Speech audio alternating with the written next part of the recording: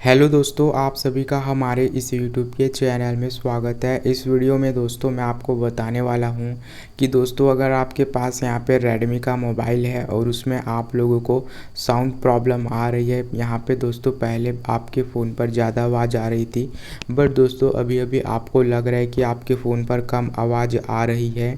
तो इस वीडियो में मैं आपको बताने वाला हूँ दोस्तों कि कैसे आप लोग यहाँ पे इस प्रॉब्लम को सॉल्व कर सकते हैं।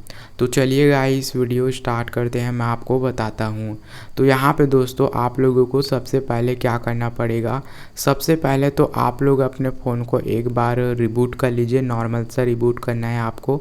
उसके बाद भी अगर आपको प्रॉब्लम आती है तो आप लोग यहाँ पे अपने फ़ोन को स्विच ऑफ करके दोबारा से ऑन कर लीजिए।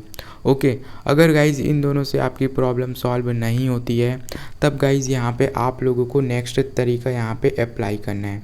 तो यहाँ पे दोस्तों आप लोगों को क्या करना है, यहाँ पे आपको सबसे पहले अपने फ़ोन पर सेटिंग को ओपन कर लेना है। सेटिंग को ओपन करने के बाद दोस्तों यहाँ पे आप लोगों को इस तरीके से ऊपर की ओर स्लाइड करनी है।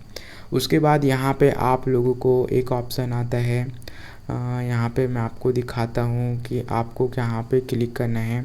तो यहाँ पे दोस्तों आप लोगों को जाना है अपने फ़ोन के एडिशनल सेटिंग पे। तो यहाँ पे आने के बाद आपके सामने इस तरीके से दिखाई देगा। तो यहाँ पे दोस्तों आप लोगों को क्लियर स्पीकर का ऑप्शन आता है।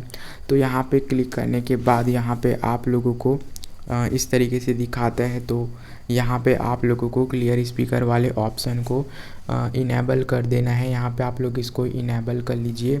उसके बाद दोस्तों जैसे ही आप लोग इनेबल करेंगे इस वाले ऑप्शन को, तो आपके फ़ोन पर जो है 30 सेकंड तक एक साउंड बजेगा, तो उसको बजने देना है।